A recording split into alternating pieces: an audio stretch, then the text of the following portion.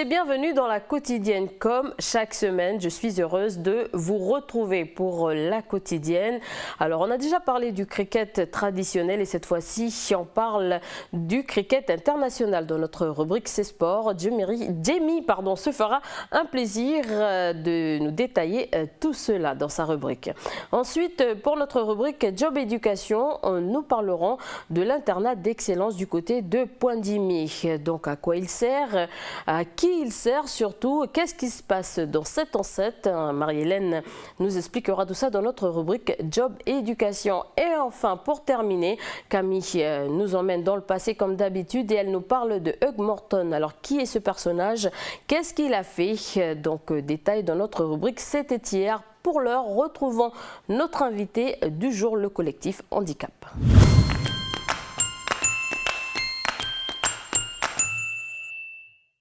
Pierre Déméné, bonjour. Bonjour mademoiselle. Alors vous êtes là pour nous parler un peu du collectif Handicap. Alors est-ce que vous pouvez nous présenter ce collectif? Je peux vous présenter ce collectif parce que justement, moi je suis président de l'association France Alzheimer Nouvelle-Calédonie et dès que certaines personnes se sont inquiétées du fonctionnement des associations qui s'occupent des handicapés, puisqu'il y a aussi bien les aveugles, les sourds, les muets, les malades mentaux, enfin il y a la gamme, et il y a également des personnes âgées, donc il y a des enfants, des adultes et des personnes âgées. Et dès que ces personnes-là se sont inquiétées de vouloir regrouper les associations, à ce moment-là, France Alzheimer a été une des premières associations qui s'est jointe au collectif du handicap. On est là un peu pour parler un peu des activités du collectif handicap, puisque en ce moment, beaucoup de choses se passent au niveau du collectif. Vous organisez des débats, des conférences. Alors pourquoi avoir créé justement ce collectif? Est-ce que la situation des handicapés en Nouvelle-Calédonie, parce qu'à savoir que ce collectif handicap regroupe une trentaine ou une vingtaine d'associations, pourquoi avoir créé ce collectif? Parce que les choses n'avancent pas? Eh bien, non seulement les choses n'avançaient pas, mais en plus de ça, il fallait un front commun. En fait, c'est une union de gens qui sont concernés, soit qu'ils aient un enfant ou quelqu'un de la famille malade, handicapé, d'une façon ou d'une autre, des aveugles, des sourds et des muets. Bon. Mais donc, il y a une question d'abord de saisir les autorités pour qu'ils sachent que ça existe. Il y a sans arrêt des problèmes de handicap et que à ce moment-là, la Nouvelle-Calédonie puisse prendre des décisions et que les intéressés, les élus, qui sont là, qui ont été désignés par le peuple, qui prennent conscience du problème. Alors, on a souvent parlé du statut justement des handicapés au niveau des politiques. Qu'en est-il aujourd'hui? Aujourd'hui, il y a maintenant un schéma du handicap qui a été créé depuis une loi du handicap, depuis 2009. Et on attend maintenant la mise en place d'un schéma du handicap sur toute la Nouvelle-Calédonie. Alors qu'est-ce qu'il dit justement ce schéma? Alors ce schéma du handicap dit qu'il n'y a pas de critères, il n'y a pas de méthodologie transparente pour valider ou invalider les projets de services et les structures. Parce qu'il y a également l'évaluation des handicapés et les secteurs qui ont été mis en place et qui contrôlent ce développement ne sont pas toujours informés de ce qui se passe. Et ce collectif-là regroupe les handicapés du Nord, du Sud et des îles Loyauté. Voilà. Nous avons pour mission de regrouper tous les handicapés. Il n'est pas question de faire de la différence entre le Nord, le Sud ou les îles.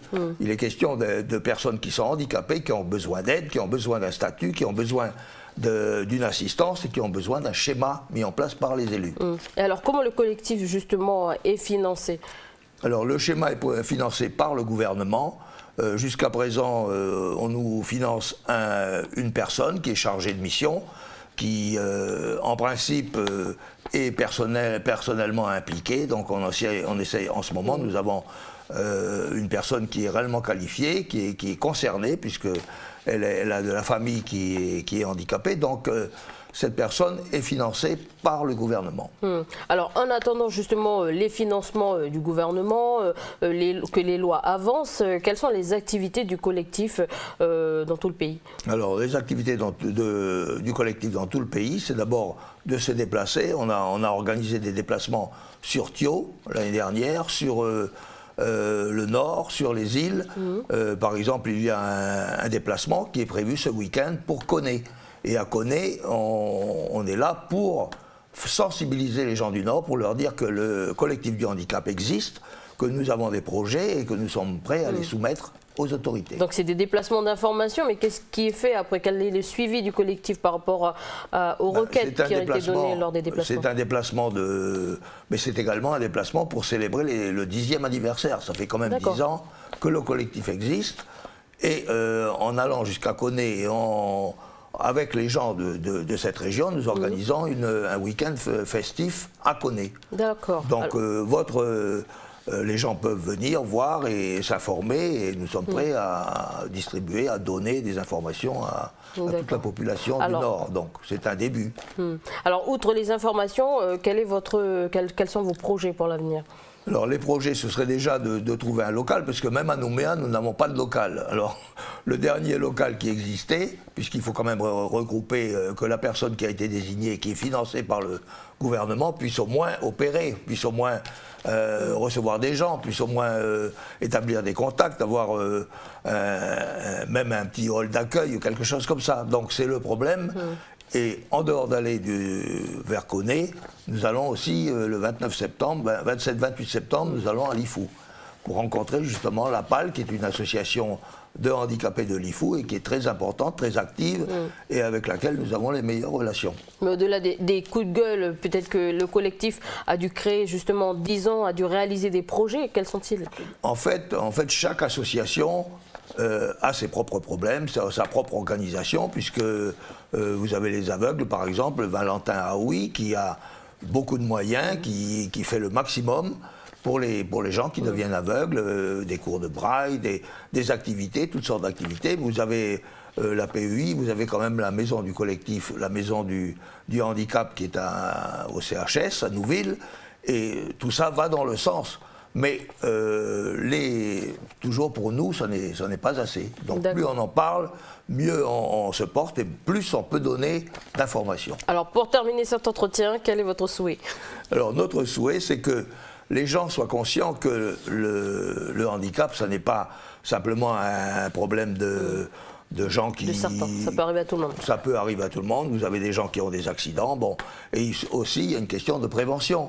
Par exemple, que ce soit des diabétiques, il faut essayer de travailler un peu plus sur la nourriture saine, sur un peu les abus d'alcool, les abus de cigarettes, de choses comme ça, parce qu'on ne se rend pas compte quand on est jeune que plus tard, on va avoir des conséquences la société va payer justement pour aider les gens qui ont des maladies qui sont graves et qui sont causées par ces abus.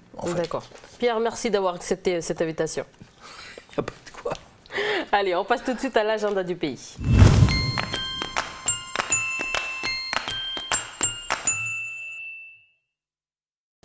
Bonjour Davina, donc heureuse de t'accueillir ce lundi pour l'agenda du pays. Alors comment vas-tu?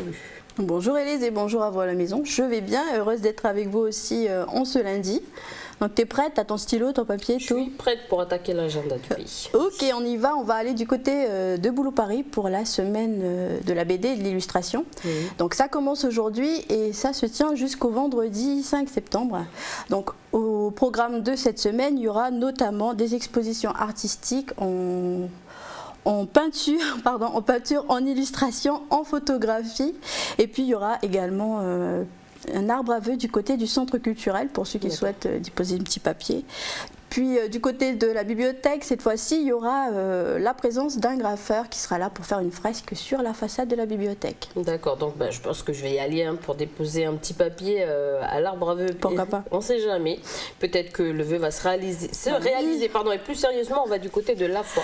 Oui, on va du côté de la foi où là, il y a la semaine du cheval qui a commencé donc hier dimanche 31 août.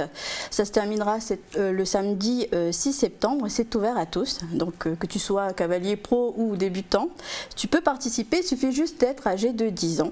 Pour ceux qui souhaitent avoir des informations, le numéro à composer, le 41 69 11. C'est pas mal comme concept, tu sais, ça permet aussi de visiter ou de revisiter la région de la foi et de Saramea. Saramea du côté de chez toi, non? Oui, du côté de chez ma maman. D'ailleurs, je salue les gens du côté de la foi, Farino, Saramea, la petite région là. Et puis, je te propose de continuer, ça c'était pour la petite parenthèse, on va continuer avec une information sport, si tu veux bien, avec la Ligue de surf qui va organiser très bientôt les championnats de Sup Race. Donc ça se passera le samedi 13 et le dimanche 14 septembre. Donc à noter pour ceux qui souhaitent avoir un numéro de téléphone, donc le 78 10 66 pour avoir plus d'infos. Je sais moi pour ma part qu'il y aura la présence de Titouan Pouillou, tout à fait, si c'était ça son prénom. Donc le champion qui a d'ailleurs fait l'objet d'un sujet sur la rubrique C'est Sport, si je ne m'abuse. Avec Jamie Waimo. Tout à fait. Je me souviens. Donc on est lancé, puisqu'on est lancé dans le sport, donc on va continuer avec le sport du côté de Koumak. Oui, on parle cette fois-ci du club La Crinière, donc le club équestre de La Crinière, à Koumak, qui organise des activités pour le mois de septembre, à savoir notamment tous les mercredis de 13h30 à 17h30, il y aura des activités pour les enfants, avec notamment 1h30 de pratique à chaque fois et 1h30 de théorie. Ça permet à chacun de pouvoir faire du cheval et puis d'avoir des acquis aussi au niveau on va dire théorique, parce qu'il le faut. Donc le numéro de téléphone pour ceux qui souhaitent, le 47 90 20. La première date à retenir, c'est ce mercredi, le 3 septembre. Voilà, ça commence avec, je crois, on va apprendre à faire du galop. D'accord. Voilà, et puis pour terminer justement sur les activités de La Crinière, au mois de septembre, il y aura les 27 et 28, la 11e manche du championnat de la Coupe de la Province Nord. Là, ce sera du côté de Koné, il y aura la présence notamment de ce fameux club de Koumak. Là, le championnat concerne le dressage puis la CSO.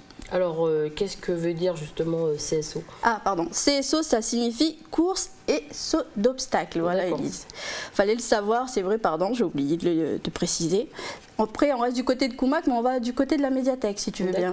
Donc, la médiathèque Louis Bastien qui organise des ateliers lecture d'albums et camp, Ça commence mercredi 3 septembre à partir de 16h. Le contact de la médiathèque pour ceux qui le souhaitent, le 47 12 22. Ces ateliers sont ouverts aux enfants âgés de 4 ans et plus. Et pour terminer cet agenda, on parle d'un atelier CV sur Point Bout. Intéressant cet atelier. Ouais, c'est pas mal. Donc je sais que la semaine dernière, l'atelier s'est passé du côté de Vaud. Cette semaine, ça concerne, donc, comme tu le disais, la commune de Point Bout. Ceux qui sont intéressés peuvent se rendre du côté de la mairie. Ça se passera jeudi 4 septembre de 8h à midi. Si vous souhaitez des infos, soit vous pouvez vous rendre auprès des agents MIGE, soit vous pouvez appeler donc le numéro vert qui s'affiche, le 05 26 65, ça c'est le numéro de Cap Emploi. Et puis concernant toujours Cap Emploi, s'il s'agit d'une première inscription, eh bien il y aura plusieurs documents qui vous seront demandés, à savoir donc la pièce d'identité, un CV personnalisé, les copies des diplômes, les certificats de travail ou de stage, ainsi que le certificat de résidence, le permis de conduire et le numéro de CAFAT. Voilà Elise, ce qu'on pouvait noter pour l'agenda du jour. Merci Davina, on te retrouve demain. Oui, à demain pour de nouvelles infos. Au revoir tout le monde. Allez, on retrouve Jamie pour notre rubrique C'est Sport.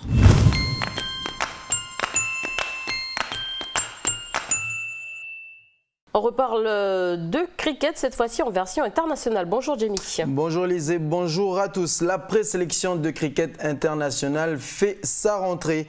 Durant 3 jours, une vingtaine de joueurs Elise se sont donné rendez-vous au nouveau stade, de Hindu pour les premiers entraînements de l'année. Objectif, préparer la nouvelle sélection de cricket international qui ira en Papouasie-Nouvelle-Guinée l'an prochain pour les Jeux du Pacifique.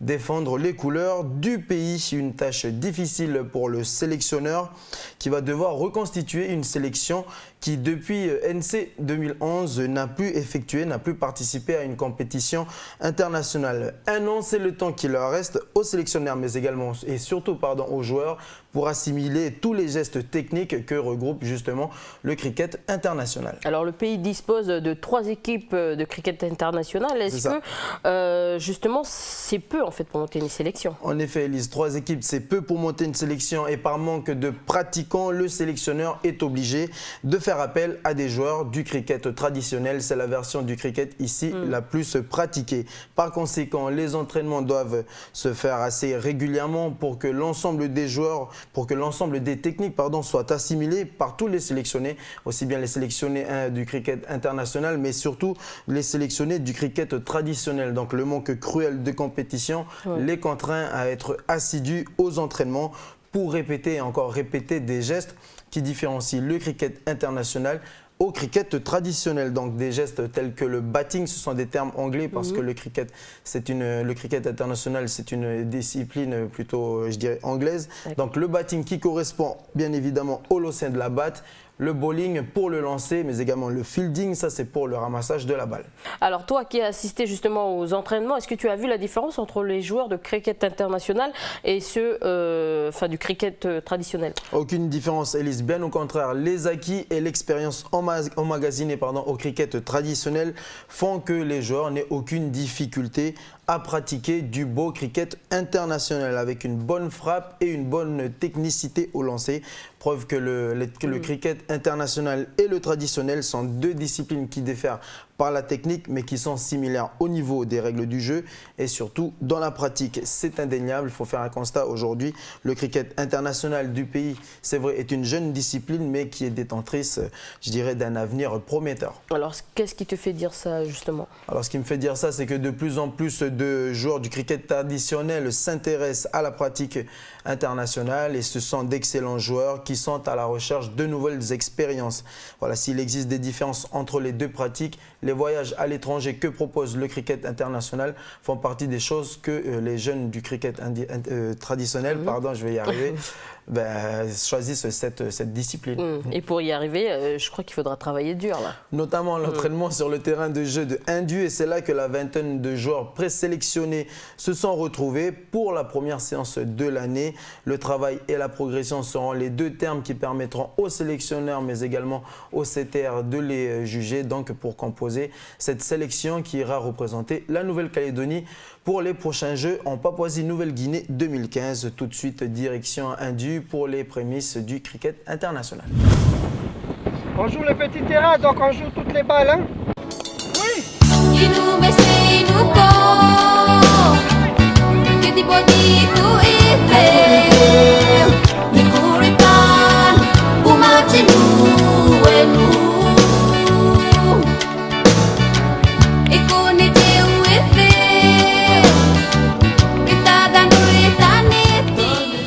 Alors actuellement, nous avons donc les potentiels présélectionnés garçons et les potentiels présélectionnés filles.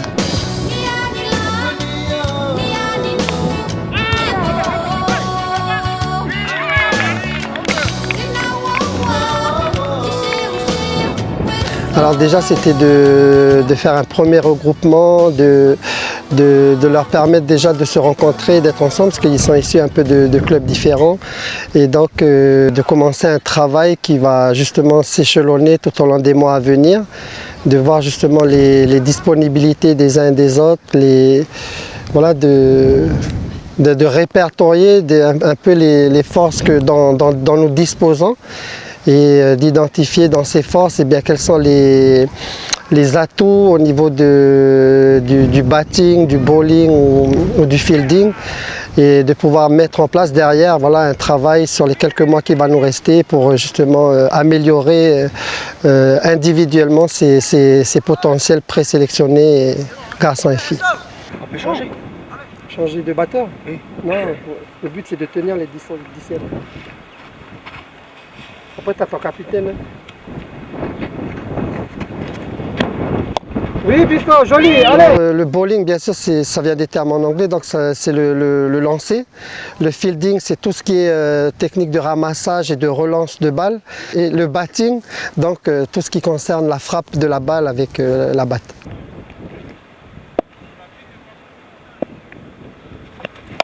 Oui! Reviens! Allez, va chercher, allez! Oh. Allez.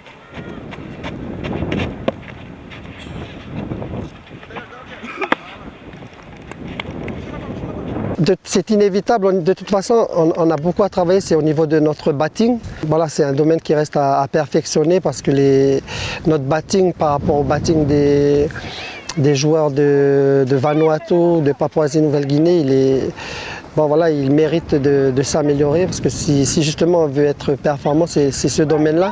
En ce qui concerne le fielding et le bowling, on a des bonnes cartes à jouer, on a des lanceurs qui lancent assez rapidement, assez à droit aussi, puisqu'il faut essayer de tout le temps lancer le plus droit possible afin d'éviter ce qu'on appelle les écarts, mais en anglais c'est le mot wide. Wide.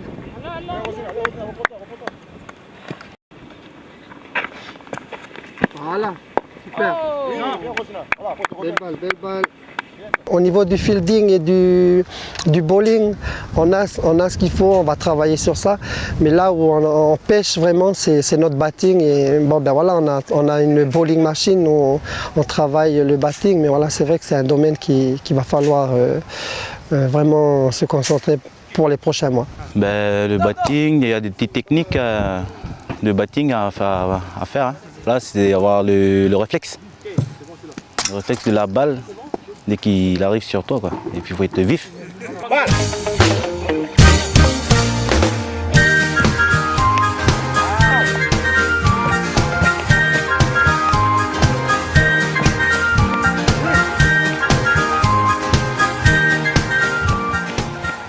Tu viens de là-bas, tu restes là 1 mètre.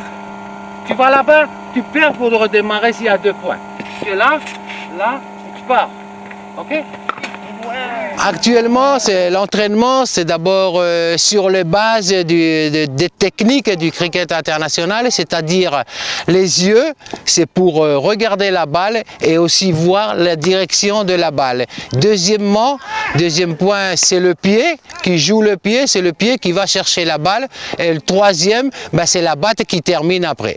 Ça, ce sont les premières bases de gestes d'un batteur. Écoute-moi, là c'est la machine, c'est régulier, c'est le même frappe. Tu travailles les yeux, et tu travailles le pied, et tu travailles la batte. Ok? On drive, on travaille intelligemment, on drive. Allez, regarde, balle. Travaille la batte, il est tourné. Travaille ça, là, droit. Deuxième balle ici. Tourne pas la batte. Aujourd'hui, on a travaillé à la machine avec une vitesse de, 100 km. Et ça change de lancer normal. Un garçon, s'il lance, c'est différent que la machine. 1, 2, 3, 4, 5, 6, 7, 8, 9, 10, 11, 12, 13, 14, 15, 16, 17, 18, 19 et 20. Vas-y. Et les 2 batteurs ici, là, et l'autre côté, allez, venez. Qui est là, au premier. Qui est là, il passe ici. Les 2 qui étaient de l'autre côté, ils passent ici. Et 2 qui s'habillent. Allez, les garçons, allez. C'est ma bosse, regarde. Vas-y.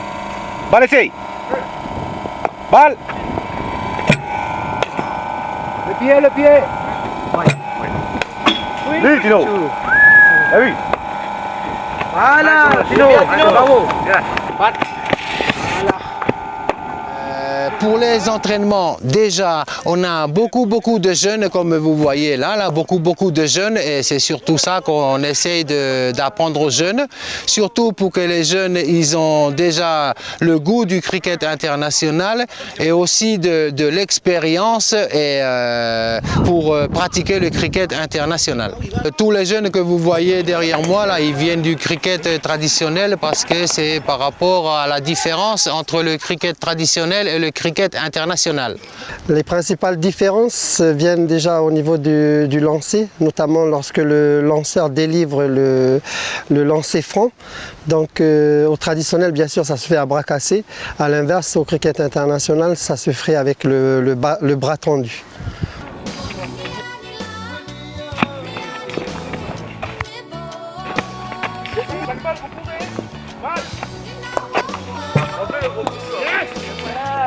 Vas-y, essaye d'aller. Essaye d'aller. L'autre différence vient aussi de l'équipement. où le matériel de cricket international, nous avons des guettes, des gants, des casques. À l'inverse, au traditionnel, ben voilà, il n'y a pas de protection particulière.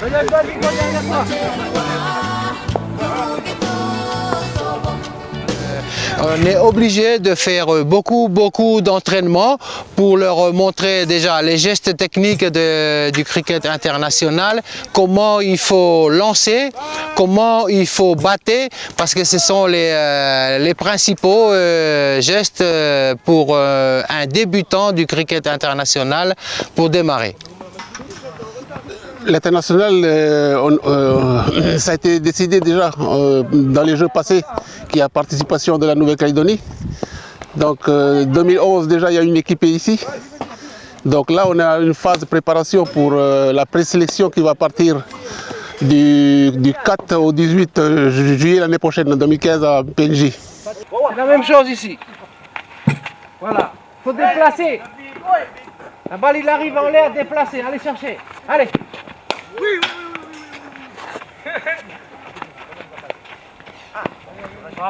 Lancez les balles devant, lancez les balles devant.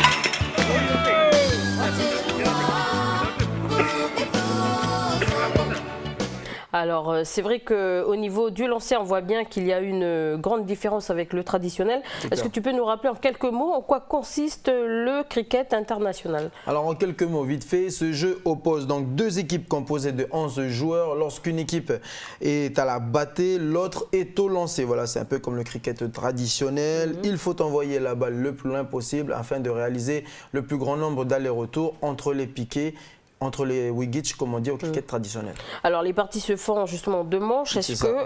Comment elles se terminent finalement? Alors les manches se terminent si 10 batteurs sont sortis.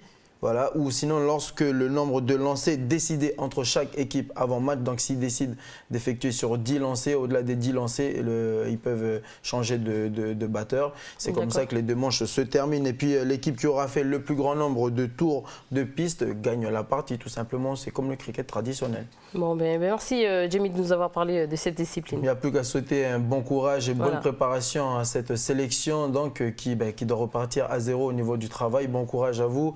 Et puis j'espère qu'ils pourront emporter haut et fort les couleurs du pays l'année prochaine pour PNJ 2015. Merci Elise et merci à vous. Allez, on retrouve tout de suite notre rubrique Job et Éducation.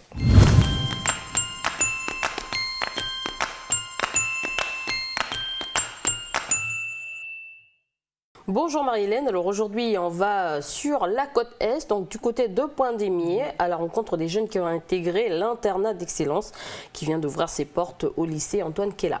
Oui, bonjour Élise et bonjour à tous. Alors c'est vrai qu'aujourd'hui, voilà, le Nord vise l'excellence, car depuis cette année, il est possible pour les jeunes qui sont en réussite d'intégrer un dispositif d'accompagnement scolaire individuel, voilà, pour justement, en vue en tout cas de poursuivre vers des études supérieures, quoi, de longue durée. C'est vrai que jusqu'à maintenant, il n'y avait pas d'internat d'excellence en province Nord.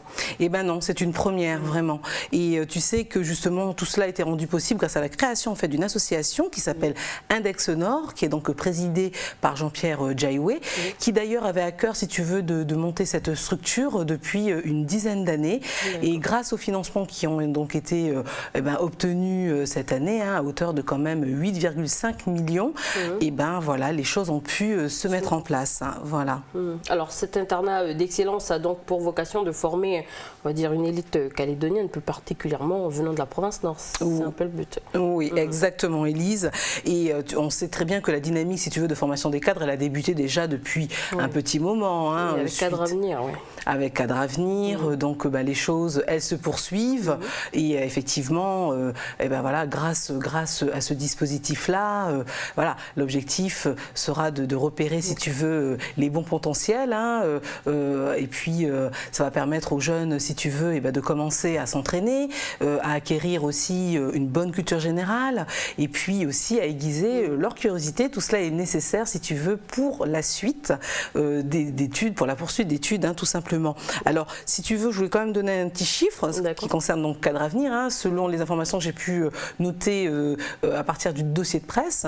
Il se trouve qu'il y a déjà 600 cadres Canac qui ont été donc formés, qui ont été donc insérés donc dans le secteur, sur le secteur du travail. Donc, si tu veux, aujourd'hui, voilà, les choses sont faites et il y a encore des possibilités puisque tous les secteurs ne sont pas encore concernés. C'est vrai, il s'agit en fait de plusieurs secteurs. Il y a la médecine, l'architecture, il y a le droit. On manque, on va dire souvent de, comment on appelle ça, des avocats, d'avocats, donc de juges. Ouais, de juges. Il y en a un. Oui, il y en a un, Monsieur Trolou, qu'on salue. Exactement. Voilà. Donc, comme tu disais, le secteur juridique, il y a également la haute administration, la gendarmerie, la police, l'armée, l'ingénierie. Donc voilà, on sait que pour les secteurs de la médecine, par exemple, il y a des formations qui sont proposées régulièrement. Hein, on le voit en province nord et sur tout le pays en général. Et puis pour les autres secteurs d'activité, les choses doivent se mettre en place. Il faut le temps. Alors, tu sais, ça me fait penser justement à Tiffany Wedjo. Ah oui, d'accord. Tu te souviens, on avait parlé. C'est un sujet sur elle. Exactement. Ouais. Elle est donc en métropole, elle est en classe prépa et elle souhaite justement tenter le concours de l'ENA, hein, l'École nationale d'administration. Donc tu vois, c'est un exemple justement peut-être d'études, voilà, d'études qui vont ouvrir la porte d'une profession dans la haute administration. Et puis il y a aussi ces 75 Calédoniens, tu sais, qui sont partis en métropole en juillet dernier là pour tenter les oraux des grandes écoles. Alors, pour accéder à toutes ces filières d'excellence, il faut être classé parmi les meilleurs. Donc, il faut de l'entraînement un peu plus tôt, c'est ça? Oui, alors l'idée, c'est vrai, Elie, c'est de repérer justement les bons élèves en réussite, justement, dès la seconde. Donc là, il y a tout un travail qui est fait avec les collèges de la province Nord. Voilà, parce que plus tôt, effectivement, on acquiert les connaissances, mieux c'est, hein, pour se préparer à son avenir professionnel. Hein. Après, ce qui est bien, c'est que les lycéens qui souhaitent justement intégrer un internat d'excellence, ils ne sont plus obligés justement de descendre à Nouméa, où il y a le travail qui est effectué par le Juvénat, hein, la structure, on va dire, socio-éducative, fondée sur les valeurs du respect et du travail. D'ailleurs, on a reçu le président en invité du jour. Depuis des années, en fait, les lycéens du Nord, du Sud et des îles, justement, profitent de ce que le Juvénat fait. Exactement. Tu sais que ça fait déjà 24 ans, hein, puisque voilà, la structure, elle a ouvert ses portes dans les années 90. Donc tu vois, hein, voilà, le temps passe. Et effectivement, ce qui est génial, c'est qu'aujourd'hui, les jeunes, ils peuvent rester là où ils vivent et puis bénéficier de cet accompagnement scolaire quand même très particulier et voilà, très privilégiés. Alors, les jeunes de la côte Est comme de la côte Ouest sont concernés. Et effectivement, on va dire, l'un des paramètres, si tu veux, de cette association qui devrait permettre, on va dire, hein, la réussite, c'est un trio, si tu veux, parce que l'élève, il s'engage, les parents aussi, et puis il y a l'équipe pédagogique, et puis un encadrant aussi permanent qui travaille de concert pour permettre justement un travail optimal, quoi, hein, et surtout la réussite. Et le suivi des jeunes. Exactement, exactement. Alors, justement, plutôt que des mots, moi je te propose de découvrir, et à vous aussi, chers téléspectateurs, hein, en images, le quotidien justement des élèves qui sont donc scolarisés au lycée Antoine Kiela, en internat d'excellence. C'est un reportage signé Aurélie Chiron.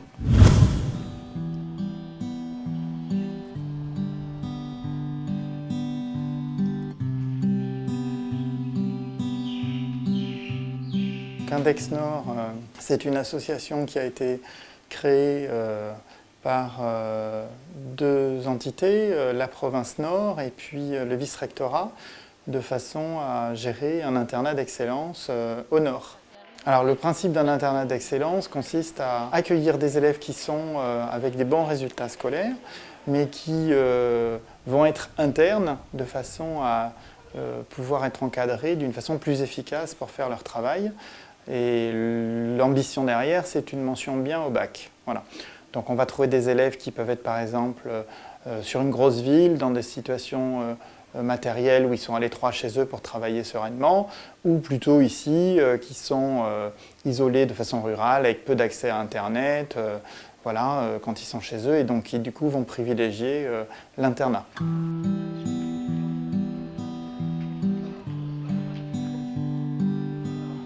Un élève en internat d'excellence à Index Nord est accueilli par un encadrant 17 heures par semaine pour l'aider dans sa méthode à faire ses devoirs. L'encadrant d'Index Nord, bon, il a des compétences d'ailleurs plutôt scientifiques. Il va surtout aider les jeunes à s'organiser dans leur travail, plus que les aider disciplinairement. Il va leur apprendre à être efficaces dans le temps, à anticiper le travail qu'ils ont à faire, à acquérir plus de méthodes.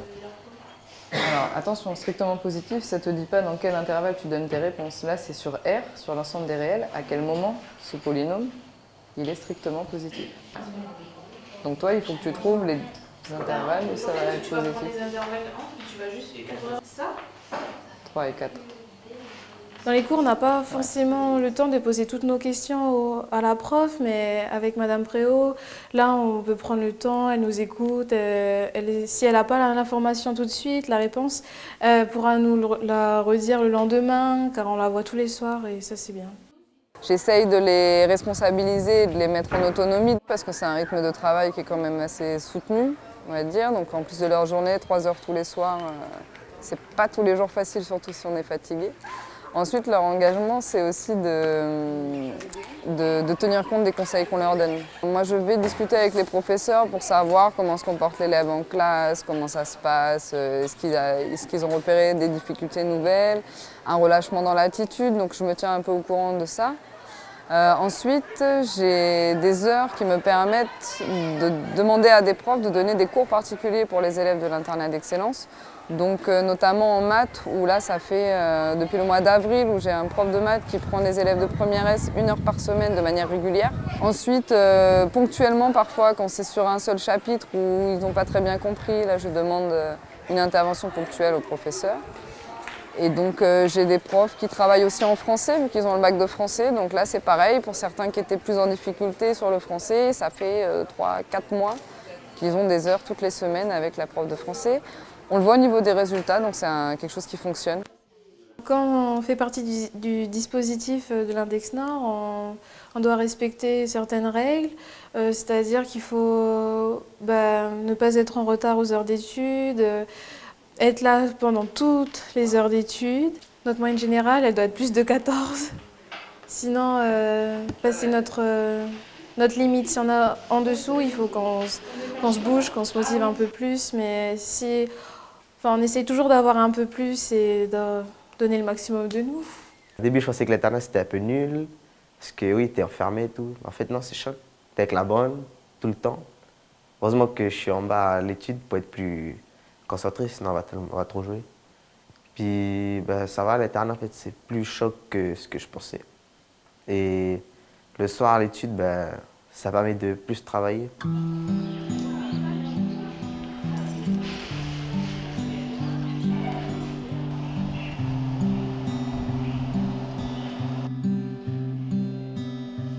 Chaque élève a une session individuelle sur laquelle il peut enregistrer ses documents. Moi, j'utilise Internet pour plusieurs choses. En langue, il existe des sites en fait, avec des QCM, avec des petits exercices sur l'informatique. Et les nouvelles technologies, ça leur plaît bien. Donc certains même vont chercher par eux-mêmes des sites où ils trouvent des questionnaires sur les leçons qu'ils sont en train de faire. Et ils trouvent qu'ils retiennent mieux de cette manière. Donc on utilise ces outils-là aussi.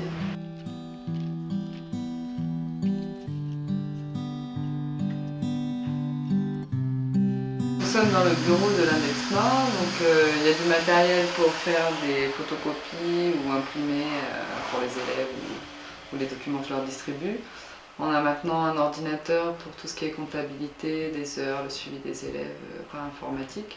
Et ensuite, le bureau il sert aussi pour les entretiens particuliers avec les élèves, où on discute de leurs difficultés, des stratégies à adopter, des remarques qu'ont pu faire les professeurs. Et si besoin, c'est aussi l'endroit pour recevoir les parents pour des entretiens, pour faire le point, chose qu'on va faire, je pense, là au début du 3e trimestre.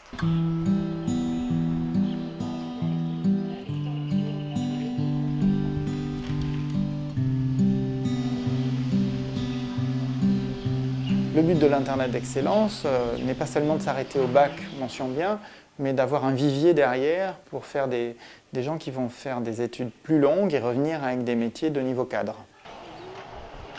Voilà, donc on sait comment justement on forme un élève à l'excellence. Il y a même des cours particuliers dans les matières, le suivi avec les professeurs, les notes qui doivent être améliorées. Franchement, l'élève bénéficie d'un solide accompagnement scolaire. Ouais, c'est clair, Élise, hein, c'est vrai. Et puis voilà, ces heures justement d'études en plus, après les heures de classe, hein, elles se comptent en dizaines d'heures par semaine quand même. Hein. Donc il faut tenir le choc, c'est clair. Le rythme. Ce qui est bien avec Index Nord, hein, c'est que les élèves restent là où ils vivent, comme on a dit tout à l'heure. Pas besoin de descendre sur Nouméa, les jeunes restent dans un environnement qu'ils connaissent. Oui, ça aussi, je pense que ça doit jouer. C'est important, c'est important. Ouais, parce que Nouméa, ça peut peut-être effrayer, même si on a envie de découvrir voilà, ce qui s'y passe. Mais bon, voilà, c'est quand même une bonne chose, hein, j'allais dire un privilège, mais oui, effectivement. Alors, je voulais revenir justement sur l'engagement des parents, Élise, parce que effectivement, le soutien familial, il est primordial dans ces cas-là, lorsqu'on envisage des études longues. Voilà, hein, on a besoin toujours d'être motivé, et c'est vrai que voilà, la famille, elle est importante dans ces cas-là. Et puis, je voulais aussi dire que figure-toi qu'il y a des parents d'élèves admis qui sont donc des membres de l'association Index Nord. Donc ils sont, tu vois, vraiment engagés aussi dans cette dynamique de formation des cadres. Et je pense que si on veut suivre nos enfants, c'est comme ça qu'il faut s'intégrer. Alors combien sont-ils justement la promo de 2014? Alors, selon le proviseur, hein, aujourd'hui ils sont très internes. Il y a donc 7 élèves de première, 2 élèves de terminale et puis 4 élèves de seconde. Alors c'est vrai que ça peut faire penser à un petit groupe d'élèves, mais c'est pas plus mal parce que justement, hein, pour que l'enseignement soit optimal, encore une fois, c'est mieux de travailler avec un petit groupe, quoi. D'accord. Alors si l'élève justement réussit, il pourra ensuite s'orienter vers une classe préparatoire, donc une prépa comme on dit, pour ensuite accéder au concours des grandes écoles ou des écoles spécialisées. Alors, ou bien tenter les admissions à Sciences Po. C'est vrai, tu as vu, il y a beaucoup de jeunes aujourd'hui qui sont entraînés justement pour tenter les admissions. Donc voilà, tu vois, tout est lié, hein, et cela concourt justement à permettre aux jeunes voilà, de gagner vers l'excellence et puis d'intégrer des cursus scolaires d'excellence. D'accord. Alors, quel profil doivent avoir justement les candidats pour espérer être sélectionnés? Alors, justement, il faut être, on l'a dit, suffisamment, je crois, être bon élève, avoir de bonnes notes quand même dans pratiquement toutes les matières, avoir vraiment envie de s'engager dans ce dispositif-là, donc de travailler d'arrache-pied. Et puis, évidemment, voilà, il faut être aussi accompagné de sa famille. Ensuite, j'ai envie de te dire que l'idée, à la finale, c'est aussi décrocher un bac avec mention bien, parce que c'est ça qui va permettre ensuite à l'élève de pouvoir intégrer une classe prépa et puis d'avoir un bon bagage pour justement acquérir toutes ses connaissances. Et qui dit internat dit héberger en plus sur place, donc du coup l'élève dort, il a des horaires à respecter et puis il n'est pas trop fatigué s'il prend le car le matin de bonne heure, donc du coup il est dans de bonnes conditions de travail. De travail, exactement, c'est vrai, Élise. Et d'ailleurs, tu sais que l'internat a été refait à neuf, hein, Antoine qui est là. Hein. Oui. Donc ça concourt aussi voilà, à la réussite, le fait d'être bien dans des locaux qui plaisent, quoi. Et bien voilà, si votre enfant rêve de devenir médecin, pharmacien, chirurgien, dentiste, sage-femme ou travailler dans la haute administration, et bien voilà, il possède il possède aussi également de bons résultats. Il pourra tenter sa chance et décrocher une place à l'internat d'excellence de Pointe-Dimy. Voilà, merci Marie-Hélène. Avec plaisir, Élise. Au revoir. Allez, on retrouve notre rubrique fin banc.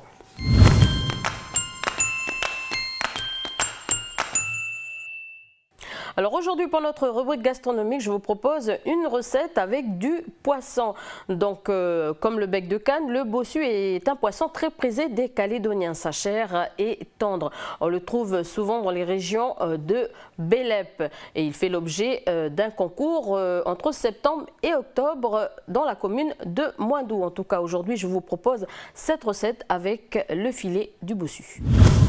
Aujourd'hui pour vous, je vais vous préparer un filet de bossu en croûte de sésame avec un petit beurre blanc à la pomme liane, des oignons confits à l'orange et un accompagnement, une pressée de patates douces au lait de coco. Alors pour cette recette, vous avez donc forcément besoin de bossu. Pour le beurre blanc, vous avez besoin de beurre, oignon, pomme liane et un peu de vin blanc. Ensuite, pour les oignons confits à l'orange, vous avez forcément besoin d'oignons, un petit peu de vin blanc et du jus d'orange et un peu de sucre. Et enfin, pour finir, pour la pressée de patates curry, vous avez besoin donc de la patate curry, d'un petit peu de lait de coco et des oignons verts. Alors déjà pour commencer, on va lancer la pressée de patates curry. Donc on va commencer par les éplucher. On va couper les bords. Voilà. Et après, on va tout simplement la couper grossièrement.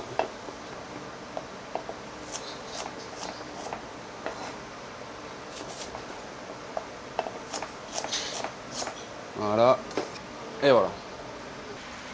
Voilà, donc on va simplement les cuire dans un petit peu d'eau avec un peu d'huile d'olive.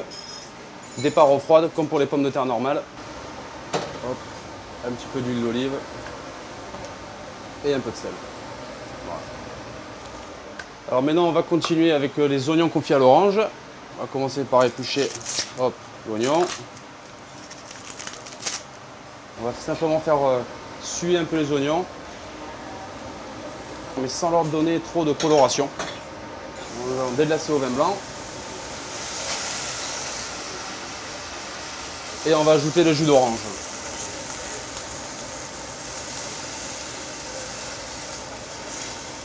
Maintenant, on va verser le sucre.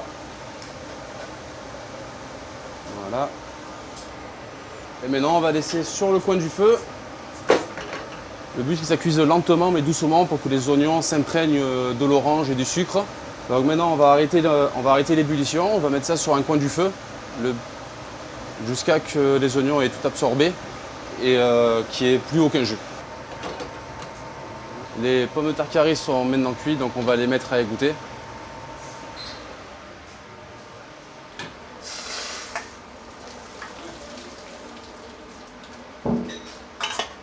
Voilà. Maintenant, je vais réaliser le beurre blanc à la passion, pomme liane. Donc pour commencer, on va récupérer les graines de la passion. Voilà. Hop. Tout simplement récupérer l'intérieur. Hop. On va mettre ça de côté. Alors maintenant, nous allons ciseler un oignon pour le beurre blanc. Alors comme pour les oignons confits, on va commencer par faire suer les oignons. Maintenant, nous allons rajouter la pomme liane. Hop.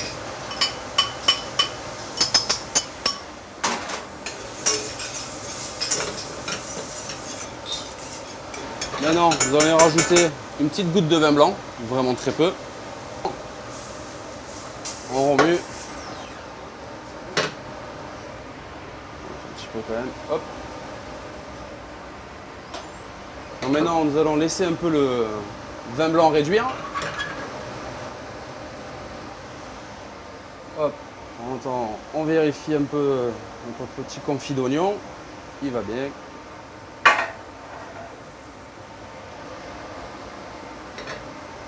Voilà.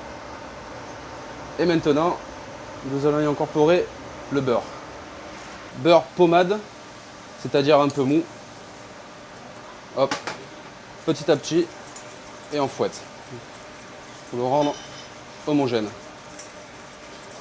Parfait. On sent bien la puissance de la pomme liane. Maintenant, nous allons réaliser notre pressé de pommes patates curry au lait de coco. Voilà, tout simplement.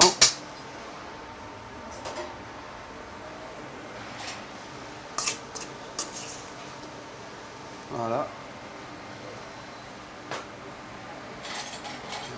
Hop, on va rajouter le lait de coco.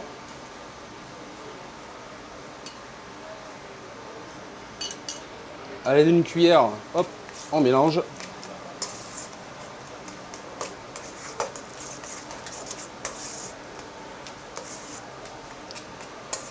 On peut en rajouter selon la consistance que vous désirez.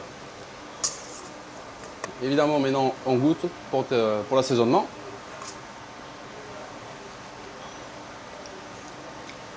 Impeccable.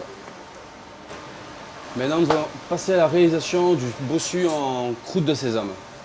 À l'aide d'un pinceau, hop, nous allons simplement badigeonner le filet d'huile d'olive pour que le sésame colle.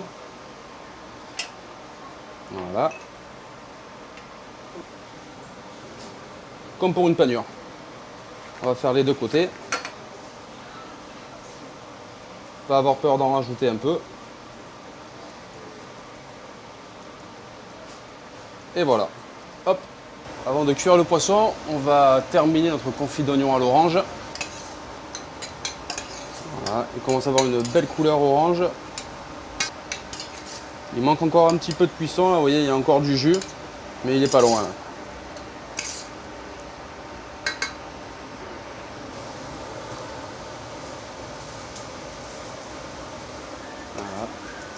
Ne pas le mettre dans la poêle avec une huile trop chaude, sinon les graines de sésame vont brûler et le poisson ne sera pas cuit. Donc je recommande de le mettre dans une poêle moyenne. Important est de bien faire colorer le dessus car c'est la partie qu'on va présenter dans l'assiette. Une fois qu'il est retourné, on va éteindre le feu et le laisser cuire tranquillement dans la poêle. Et maintenant on va passer au dressage de l'assiette. On va commencer par la pressée de patates curry. On va simplement faire 2-3 quenelles à l'aide de 2 cuillères.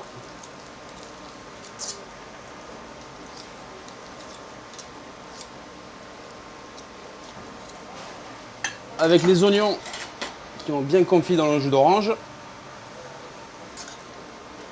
nous allons simplement faire un petit lit.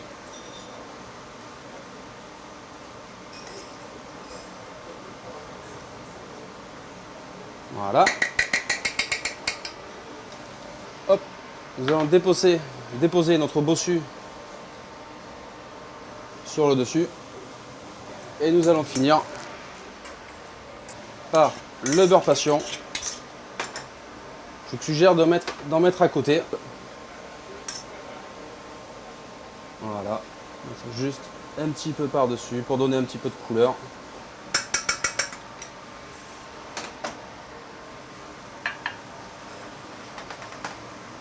Hop, un petit peu de verre. Voici notre filet de bossu en croûte de sésame sur son lit d'oignon confit à l'orange, accompagné de son petit beurre blanc à la pomme liane et une petite pressée de patates curry au lait de coco. Merci à vous et bon appétit.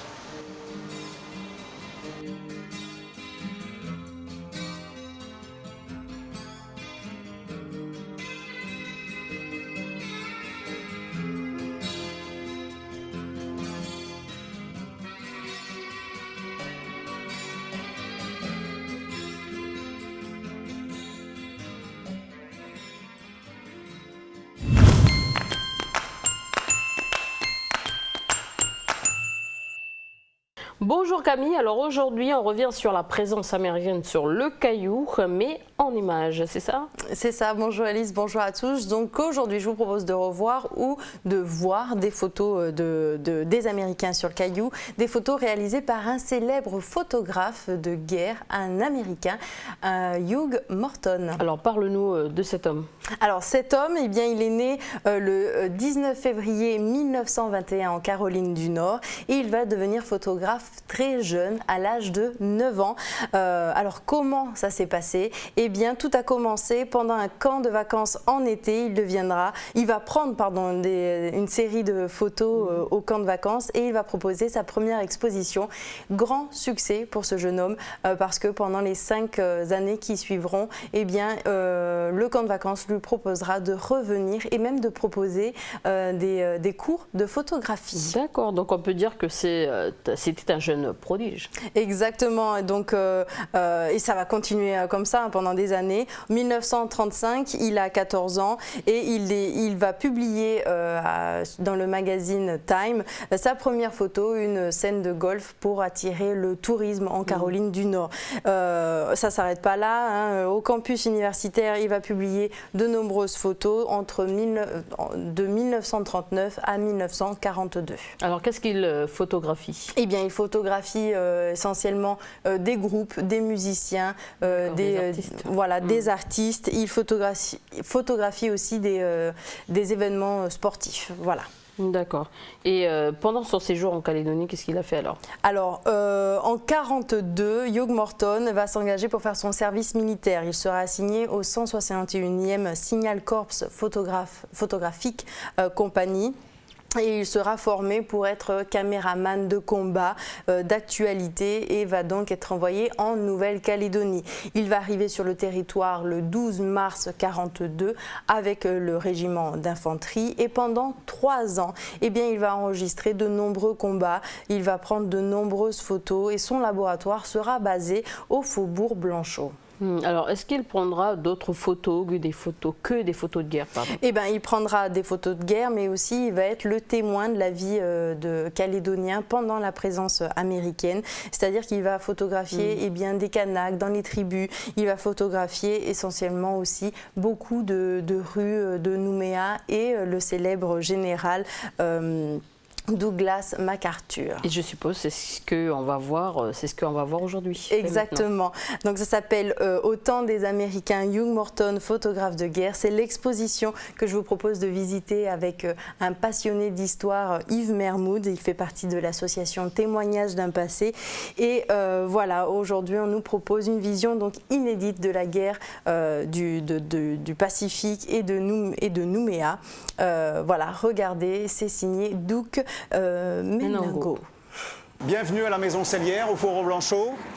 On va vous présenter aujourd'hui la petite exposition consacrée à un photographe et caméraman américain, Hugh Morton, qui était en Nouvelle-Calédonie, notamment au Faubourg Blanchot, entre 1943 et 1945. Donc je vous invite à venir dans la Maison Cellière.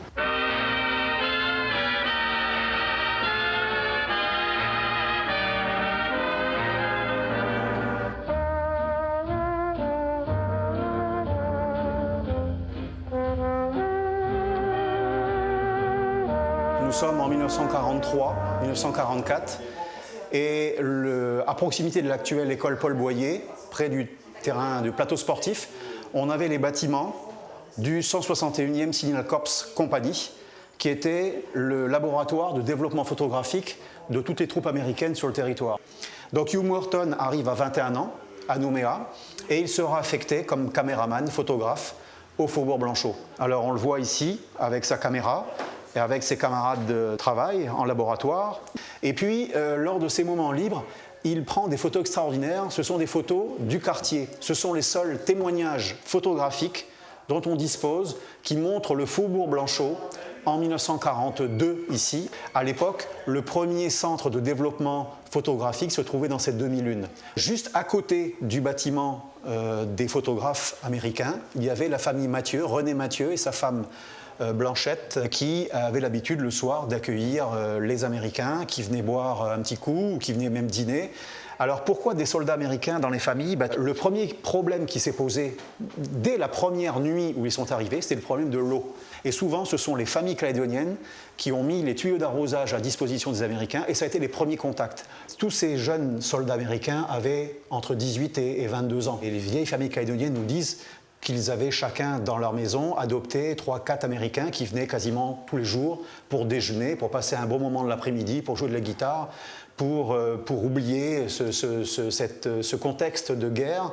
Et ces contacts vont être tellement importants que, bien évidemment, les mariages seront assez nombreux. On a plus d'entre 100 et 150 mariages qui vont être célébrés à Nouméa. Et c'est comme ça qu'on a des familles aujourd'hui où on a des Américains qui sont encore sur le territoire.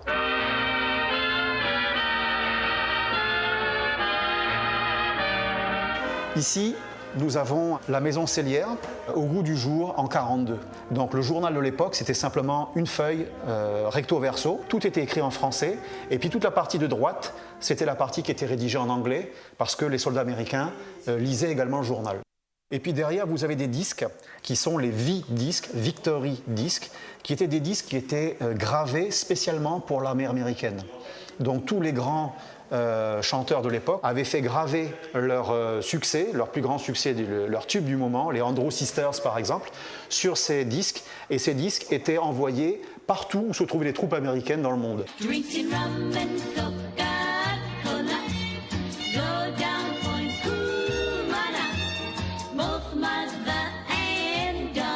Le fameux dollar américain qui va devenir la monnaie en Nouvelle-Calédonie. Le franc va disparaître au bénéfice du dollar et beaucoup de commerçants de Nouméa vont faire d'énormes profits grâce à ces dollars parce que les Américains avaient pas mal d'argent sur eux et ils ne faisaient que le dépenser à Nouméa parce qu'il n'y avait pas d'autre possibilité pour eux.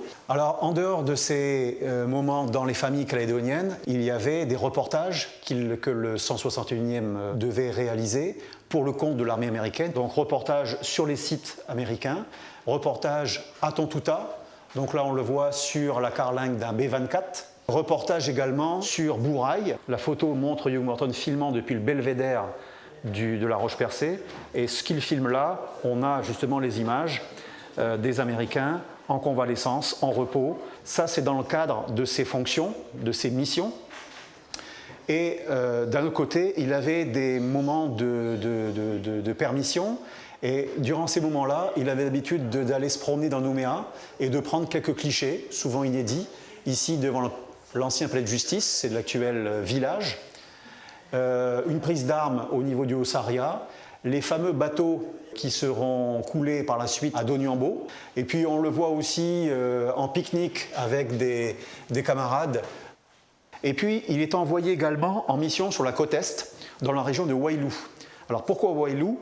Tout simplement parce que près de la cascade de Bas se trouvait une usine. On fabriquait de l'eau de Javel, mais aussi à l'époque de l'oxygène. Et les Américains avaient besoin de l'oxygène, aussi bien pour les hôpitaux que pour les avions, dans les différents aérodromes. Et donc, il reste quelque temps dans cette tribu et il relate justement son séjour par des photos qui sont extraordinaires. Un jeune Kanak qui pêchait à l'arc dans la rivière, des choses qu'on ne retrouve plus aujourd'hui.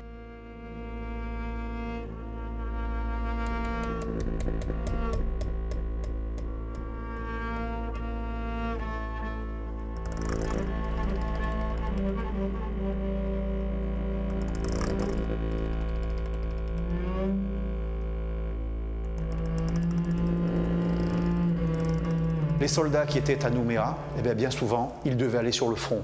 Alors là, on change de tenue, on a le casque lourd, on a la tenue, on a les sacs de sable pour nous protéger, et par exemple, toujours les appareils photo ou les caméras de l'époque pour immortaliser, pour enregistrer des scènes de guerre.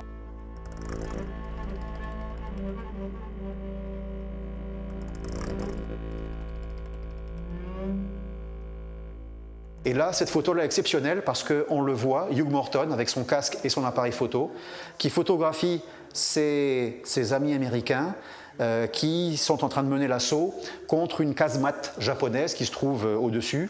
Et au moment où il prend ce cliché, une explosion survient et c'est le casque lourd et l'appareil photo qui vont lui sauver la vie, puisque le corps de Morton va être relevé avec une vingtaine d'impacts, mais fort heureusement, il n'a rien au visage. Cette photo en témoigne. Donc il est blessé avec un autre photographe qui se trouvait à Nouméa au Fourreau Blanchot avec lui, Conway Spanton. Et tous les deux sont envoyés dans un hôpital de campagne près de Manille, et ensuite ils seront rapatriés aux États-Unis. Donc la guerre s'arrête en mars 1945 pour Hugh Morton, et Morton donc rentre aux États-Unis, sera soigné.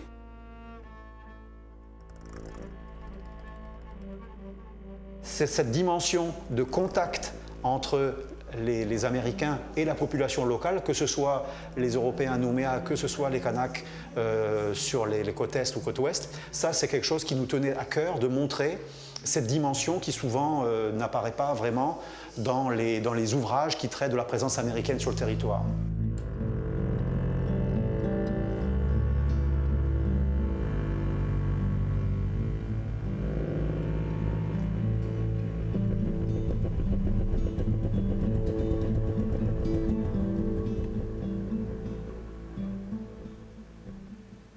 Voilà, belle exposition. Donc, si vous avez l'occasion d'aller la voir, il ne faut pas hésiter.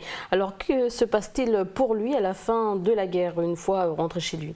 Eh bien, il va retourner à l'université de Caroline du Nord et il va travailler comme indépendant pour plusieurs journaux. Il va travailler pour le Saturday Evening, pour le journal de Salem ou le Time.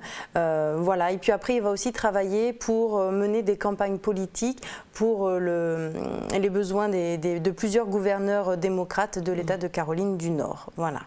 Alors, il va aussi travailler pour un parc national, non? Exactement, tu as raison, en 1952, il va prendre en main plusieurs aménagements d'un parc national de Caroline du Nord, le Grandfather Mountain. Il va faire construire des ponts, il va rendre l'accès au parc beaucoup plus facile. Il va créer des spectacles d'extérieur, des spectacles de chant, avec des festivals. Avec un festival de musique traditionnelle de gospel qui existe encore aujourd'hui.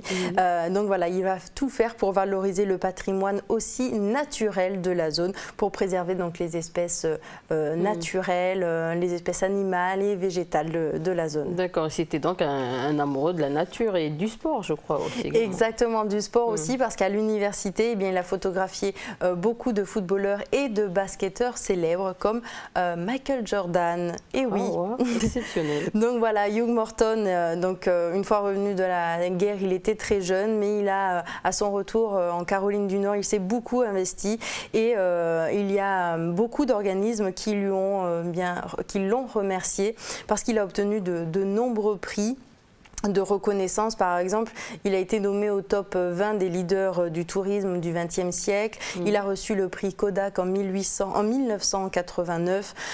Voilà, il a aussi reçu des prix pour la conservation en 1990 et plein d'autres.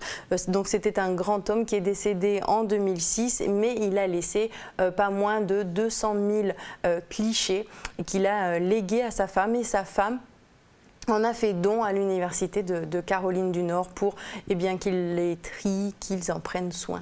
Alors justement, comment ça se fait qu'on ait, nous aussi, ces clichés? Eh bien, alors ces clichés, comment ils sont arrivés en Nouvelle-Calédonie? Eh bien, c'est grâce au travail de recherche d'un passionné d'histoire qui s'appelle Marcel Claude. Eh bien, je vous propose de l'écouter. Je faisais des recherches sur la présence des Américains en Nouvelle-Calédonie pendant la Deuxième Guerre mondiale et je suis tombé sur cette photo. C'est une photo qui représente 3 jeunes Mélanésiens qui passent devant le tribunal de Nouméa de l'époque, qui est maintenant le Bilboquet village. Donc, j'ai continué à chercher. Et la deuxième photo que j'ai trouvée, c'est une vue du Faubourg Blanchot, où on voit le Mont d'Or derrière, et qui est nommé dans le site le Mont d'Or à Nouméa. Et donc, il n'y avait plus d'autres photos. Et je me suis dit, c'est quand même pas normal. C'est Hugh Morton, un grand photographe de guerre, qui vient à Nouméa, qui ne fait que 2 photos. Il y a quelque chose qui m'échappe, quoi. Hein. Et puis, en fin 2012, j'ai pu rentrer dans le site de l'Université de Caroline du Nord, et qui détenait le fonds de Hugh Morton. Et donc, j'ai pu mettre la main sur une photo qui représentait un Mélanésien, un jeune Mélanésien qui pêchait à l'arc sur la cascade de Bas. Donc je me suis dit, il a bien fait d'autres photos et encore mieux, il a fait des photos dans l'intérieur.